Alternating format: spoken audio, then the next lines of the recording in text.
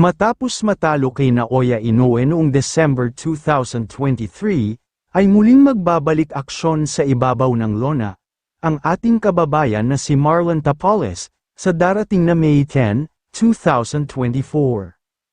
Kung saan makakaharap niya ang boksingero mula Thailand, na si Notapong Jangkayo para sa bakanteng WBC Asia Continental Super Bantamweight title.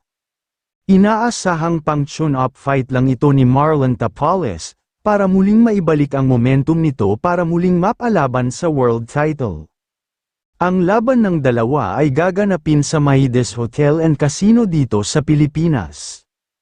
Bukod kay Marlon Tapales, ay lalaban din sa naturang boxing event ang pambato natin sa Bantamweight Division, na si Raymart Gabalio.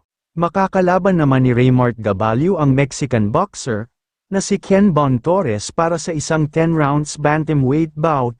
Si Raymart Gabalio ay kasalukuyang number 1 contender ng WBO sa bantamweight division, kaya naman kung manalo si Gabalio sa laban, ay maaaring world title na ang susunod na laban nito.